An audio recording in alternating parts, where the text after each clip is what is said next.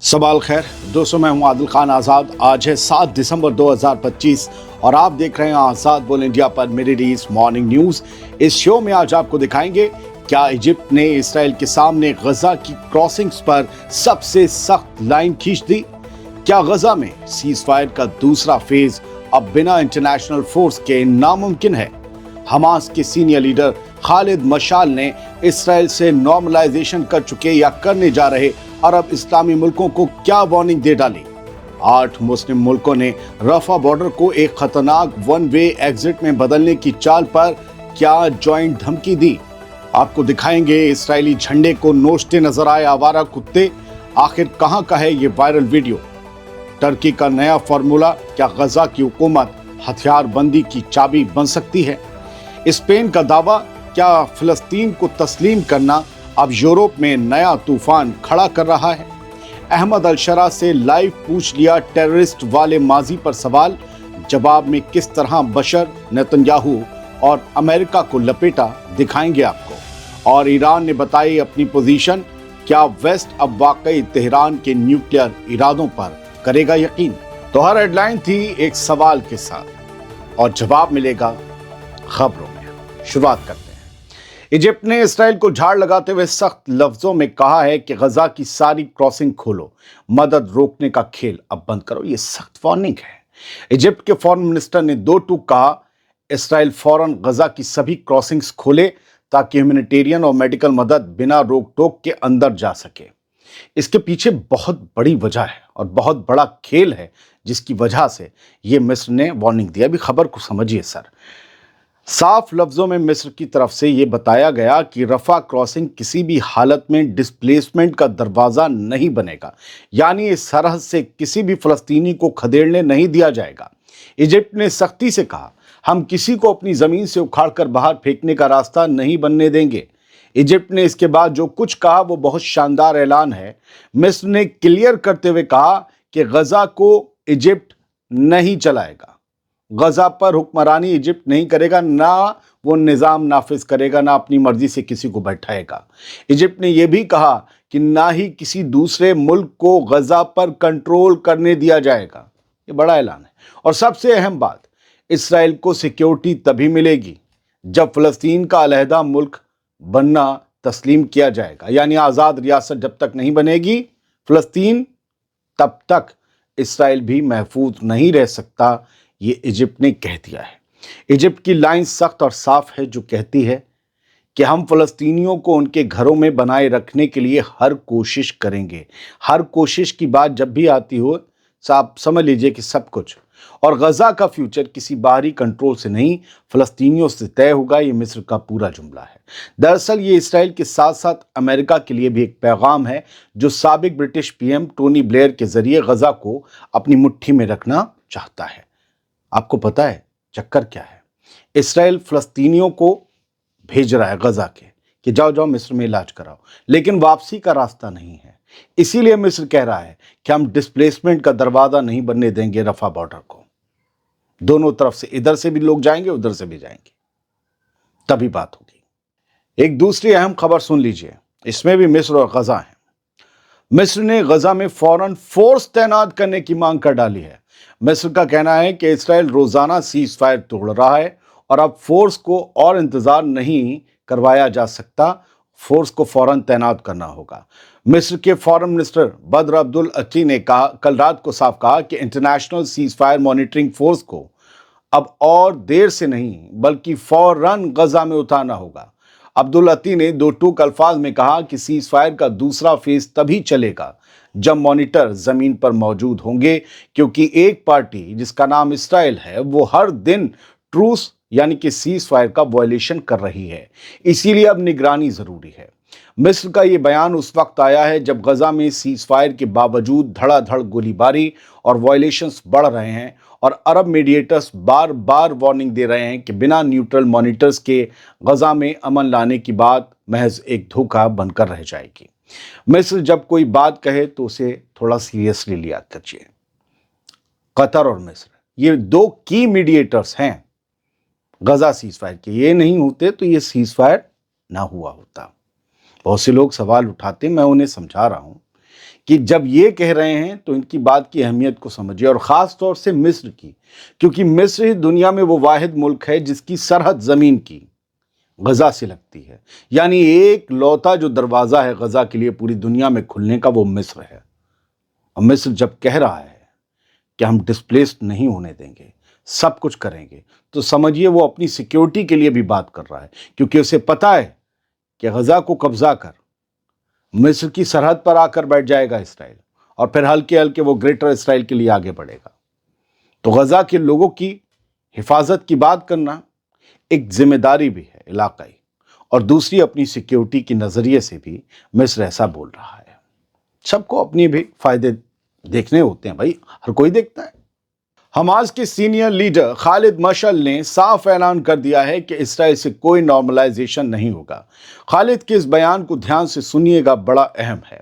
Hamas کے لیے سب سے سیف گھر ترکی میں استانبول کانفرنس کے دوران ہفتے کے روز خالد مشعل نے کہا کہ قتل عام اور تباہی کے اس دور میں اسرائیل سے ہاتھ ملانا صرف فلسطین نہیں بلکہ پوری امت کی بے عزتی ہے۔ کووننٹ ٹو القدس کانفرنس میں بولتے ہوئے حماس کے ڈائسپورا چیف خالد مشعل نے عرب اور اسلامی ملکوں کو وارن کرتے ہوئے کہا، چتاتے ہوئے کہا کہ جو بھی اسرائیل سے رشتہ بڑھائے گا، جو بھی نارملائزیشن کرے گا، وہ غزہ اور ویسٹ بینک میں ہر دن بہتے خون کو لیجٹمائز یعنی جائز ٹھہرائے گا۔ خالد مشعل نے کہا کہ عزت، مقاومت اور قومی وجود تینوں ایک دوسرے سے جڑے ہوئے ہیں، اور ریزسٹنس کی بندوقیں قوم کی عزت ہیں۔ خالد مشعل نے فلسطینی قیدیوں کی رہائی کو پوری امت کا فرض بتایا، اور صاحب کہا کہ فلسطین پر کوئی فیصلہ لینے کا حق صرف فلسطینی لوگوں کا ہے، کسی باہری طاقت یا کسی گارجین کا نہیں، نہ غزہ میں نہ ویسٹ بینک میں۔ خالد مشعل نے ویسٹ بینک میں یہودیوں کی زبردستی بڑھائی جا رہی آبادی، سیٹلمنٹس اور جبری بے دخلی کو زمین شناخت اور سیاست پر اسرائیل کی نئی طرز کی جنگ بتایا۔ انہوں نے القدس اور مسجد الاقصی پر منڈراتے ہوئے حقیقی اور لگاتار بڑھ رہے خطرے کی طرف سے بھی سب کو الرٹ کیا۔ کہا سمجھ جاؤ، سمجھ لو، یروشلم اور مسجد الاقصی ہاتھ سے چلی جائے گی، پھر مت کہنا ہمیں پتہ نہیں چلا۔ ان سب باتوں کے بعد خالد مشعل نے آخر میں سب سے سخت بات کہی۔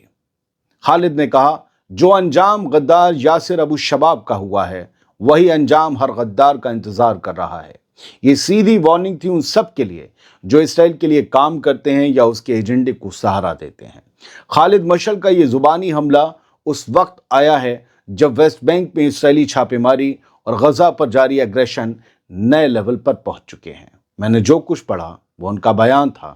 یہ جو آرٹیکل المیادین کا ہے، اس میں حرف بحرف آپ چاہیں گے تو یہ چیزیں مل جائیں گی۔ میں بس آسان زبان میں، کسی کے بیان میں ایک لفظ بھی کچھ بھی گھٹایا بڑھایا نہیں جا سکتا، ورنہ وہ اپنا ایجنڈا اور پروپیگنڈا ہو جاتا ہے، تو وہ میں نہیں کرتا۔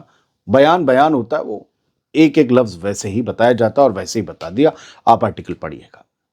غزہ کے سب سے اہم میڈیٹر مصر اور قطر نے اب سیدھا الرٹ جاری کر دیا ہے۔ دونوں نے 6 اور مسلم میجورٹی ملکوں کے ساتھ مل کر اسرائیل کی اس چال پر کڑا اعتراض جتایا ہے جس میں وہ رفح بارڈر کو ایک طرفہ کھول کر صرف فلسطینیوں کو باہر دھکیلنے کی تیاری کر رہا ہے اور لوگوں کی واپسی پر پوری پابندی اور راحت کی سپلائی کو روک رہا ہے۔ مصر، انڈونیشیا، جارڈن، پاکستان، قطر، سعودی عرب، ترکی اور UAE، ان 8 ملکوں کے فارن منسٹرز نے ایک جوائنٹ اسٹیٹمنٹ میں کہا کہ یہ پلان گہری فکر پیدا کرتا ہے۔ ان تمام ملکوں کا صاف کہنا ہے کہ اسرائیل کی طرف سے مچائی گئی 2 سال کی تباہی اور اب سیز فائر کے سینکڑوں وائلیشنز کے بیچ رفح کو ایویکویشن گیٹ میں بدلنے کی یہ کوشش کسی بھی حال میں قابل قبول نہیں ہے۔ ان 8 عرب اور مسلم ممالک کے فارن منسٹرز نے وارننگ دیتے ہوئے کہا اپنے اپنے ملک کی طرف سے کہ فلسطینیوں کو ان کے گھروں سے نکال کر سرحد کے پار چھوڑ دینا اور مدد روک دینا یہ بارڈر مینجمنٹ نہیں بلکہ سیدھی ایتھنک کلینزنگ یعنی نسل کشی کی کوشش لگتی ہے۔ اگلی خبر سن لیجئے سر۔ اسرائیل کا جھنڈا نوچتے نظر آئے ہیں کتے۔ سوشل میڈیا پر یہ ویڈیو وائرل ہو گیا ہے۔ یہ تصویر ویسٹ بینک سے آئی، لیکن یہ AI نہیں ہے بھائی، سچی تصویر ہے، کڑوی ہے۔ बेतलहम शहर के साउथ ईस्ट में अल मनिया नाम का एक गांव है। इस गांव में इलीगल इसराइली सेटलर्स ने कुछ दिन पहले एक ऊंचा और बड़ा इसराइली झंडा गाड़ दिया था ऊंची जगह पर, जिसे गिराने की कोशिश कुत्ते कर रहे थे। बस ये पल किसी इंसान ने कैमरे में कैद कर लिया और फिर इसे हमने खबर बना दिया, क्योंकि वीडियो सामने आ गया। 6 दिसंबर को आया था शाम के बाद।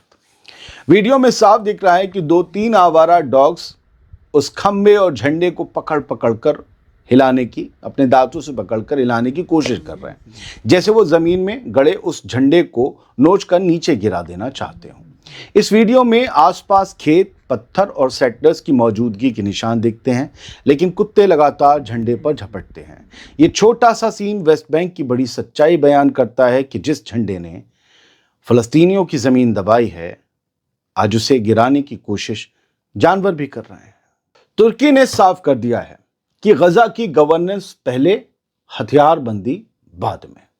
तुर्की के फॉरेन मिनिस्टर हाकान फिदान ने दोहा फोरम में, कतर में, रॉयटर्स को दिए एक इंटरव्यू में कहा कि अगर अमेरिका के सीजफायर प्लान को उसके अगले स्टेज तक आगे नहीं बढ़ाया गया, सेकेंड फेज तक, तो यह अमेरिका और पूरी दुनिया की बड़ी नाकामी होगी।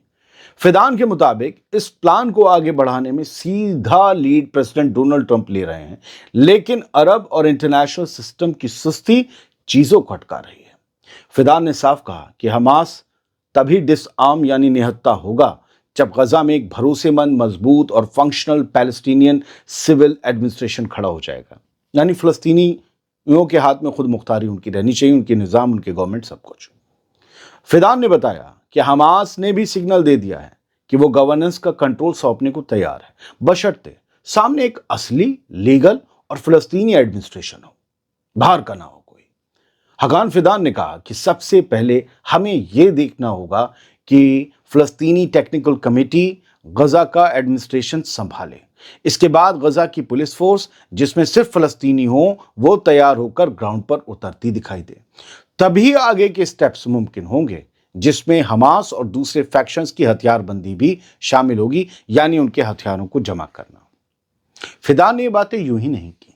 हमास के हथियार या रेजिस्टेंस फोर्सेस के हथियार कौन कैसे ले सकता है? तो फिदान ने बातें यूं ही हवा में नहीं बांधी। याद रखिएगा, हमास के तमाम सीनियर लीडर्स तुर्की में मौजूद हैं। इस्तांबुल फोरम में गए थे वो, वहां एक जो जलसा था उसमें, लिहाजा उन सबसे मशवरा करके ही तुर्की की तरफ से बयान आया है। स्पेन ने कहा है कि फलस्तीन के हक को तस्लीम करने की वजह से हमें निशाना बनाया गया। स्पेन के फॉरेन मिनिस्टर ने यह कहा कि फलस्तीन को स्टेट के तौर पर मानने के फैसले के बाद स्पेन पर काफी हमला हुआ, लेकिन यह कदम सिर्फ और सिर्फ फलस्तीनी आवाम के इंसाफ के लिए लिया गया था। उन्होंने दो टूक कहा कि 2 स्टेट सॉल्यूशन ही असली रास्ता है और वक्त आ गया है कि वेस्ट बैंक और गजा दोनों को मिलाकर एक मुकम्मल फलस्तीनी मुल्क खड़ा हो। स्पेन की लाइन बिल्कुल क्लियर है दोस्तों, अमन का दरवाजा तभी खुलेगा जब फलस्तीन बतौर एक आजाद रियासत खड़ा होगा। लेकिन ये क्या बात हुई कि अगर कोई किसी के हक की बात कर रहा है जो कि जायज है, नाजायज तो वो कब्जा है। अगर आजाद फलस्तीनी रियासत की जायज बात कोई मुल्क कर रहा है तो यूरोप में उसको सताया जाएगा। बड़े दुख की बात है। अब एक दिलचस्प खबर सुनिए। जब अहमद अल-शरा और जोलानी से उनके दहशतगर्द वाले माजी पर लाइव सवाल किया गया, तो जानते हैं अल-शरा ने जवाब क्या दिया? सीरिया के प्रेसिडेंट अहमद अल-शरा ने मशहूर टीवी होस्ट क्रिश्चियन आमनपोर के उस गर्म सवाल का सीधा जवाब दिया, जिसमें उनसे उनके पास्ट एज अ टेररिस्ट पर कमेंट मांगा गया था। ये सवाल पूछा गया था, दोहा में वो गए थे ना, फोरम में, दोहा फोरम में, तब वहां पूछा गया। तो कहा कि भाई आप तो आतंकवादी रह चुके हैं, बताइए। अल-शरा ने जवाब देते हुए कहा कि टेररिस्ट वो होता है जो मासूम सिविलियंस, बच्चे और औरतों को बेवजह मारता है, जैसे गजा में हुआ, जहां 70,000 से ज्यादा फलस्तीनी बिना किसी वजह कत्ल कर दिए गए। फिर आप देखिए सीरिया का वो जुर्म पसंद बशर अल असद का निज़ाम, जिसने लाखों लोगों को मार दिया, उजाड़ दिया, दफना दिया। 2.5 लाख लोग आज भी लापता हैं। इराक और अफगानिस्तान में जो बेगुनाह मारे गए, उनको मारने वाले और दूसरों को टेररिस्ट बोलने वाले ही असल टेररिस्ट हैं। ये अहमद अल-शरा के सारे लफ्ज़ थे। यानी दोस्तों, अहमद अल-शरा ने एक ही जवाब में इसराइल, बशर अल असद और उसके हिमायतियों اور ساتھ ہی اپنے نئے دوست امریکہ کو بھی لپیٹ لیا۔ لیکن الشرا نے یہ نہیں بتایا کہ کچھ تو بے گناہ اس نے خود بھی مارے ہوں گے۔ ان کا کیا؟ بھائی آئی ایس میں رہتے ہوئے یا القاعدہ میں رہتے ہوئے سارے قصورواروں کو تھوڑی نہ مارا جاتا تھا، بے گناہ مارے جاتے تھے نا۔ کرسی پر بیٹھے لوگ اکثر دوسروں کے بڑے گناہوں کو گنا کر ان کو اپنی دلیل کی طرح ایسے ہی پیش کرتے ہیں، چاہے کہیں کے بھی لوگ ہوں۔ ایران کی طرف سے پھر نیوکلیئر پروگرام پر بیان آیا ہے۔ ایران کے فرسٹ وائس پریزیڈنٹ محمد رضا عارف نے ہفتے کو اسپیشل پروجیکٹس ٹاسک فورس کی میٹنگ میں صاف کہا کہ تہران نے کبھی بھی نیوکلیئر انرجی کا نان پیسفل استعمال کرنے یعنی بم بنانے کا پلان نہیں کیا۔ سارا پیسفل پروگرام تھا، ہم تو بس دوائیاں، میڈیسن ان سب کے لیے کر رہے تھے۔ عارف نے کہا کہ ایران نے پچھلے کئی دشکوں میں، کئی دہائیوں میں بار بار اور پریکٹیکلی یہ دکھایا ہے کہ ہمارا نیوکلیئر پروگرام صرف امن پسند کاموں کے لیے ہے۔ انہوں نے ویسٹ کی پالیسی پر چپتا ہوا کمنٹ کرتے ہوئے کہا کہ ویسٹرن ملکوں نے ہمارے پیسفل پروگرام کے ساتھ بہت خراب سلوک کیا، لیکن نیوکلیئر میڈیسن اور ریڈیو فارما میں ہماری ترقی ہی ان کا صحیح جواب ہے۔ آخر میں انہوں نے دو ٹوک لائن ماری اور کہا کہ آج دنیا سمجھ چکی ہے کہ ایران نیوکلیئر انرجی کے صرف پیسفل فائدے چاہتا ہے، نان پیسفل کاموں کی کوئی جگہ ہمارے ڈاکٹرائن میں، ہمارے سدھانت میں ہے ہی نہیں۔ ترکی کے فورن منسٹر حکان فیدان نے صاف کہا ہے کہ کردش لیڈ ایس ڈی ایف اپنے وعدے سے مکرنے کے موڈ میں ہے اور ان کی طرف سے انٹیگریشن ڈیل کو ماننے کی کوئی انٹینشن نظر نہیں آ رہی، الٹا اسے گھما پھرا کر ڈیل سے باہر نکلنے کی کوشش چل رہی ہے۔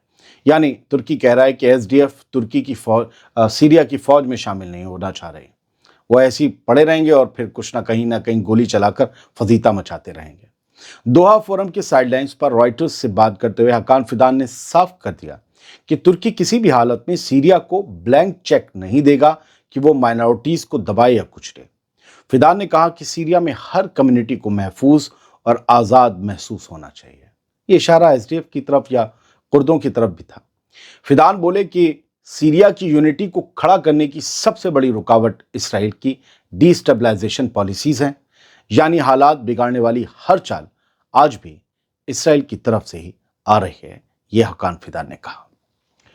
فی الحال ایمانداری سے، فیکٹس کے ساتھ، بڑے نیوز پیپرز اور پورٹلز کے سہارے میں نے تمام خبریں آپ کے سامنے رکھ دی۔ امید یہ کرتے ہوں کہ آج کی خبریں آپ کو پسند آئی ہوگی۔ بہت بہت شکریہ، سلامت رہیے، خوش رہیے۔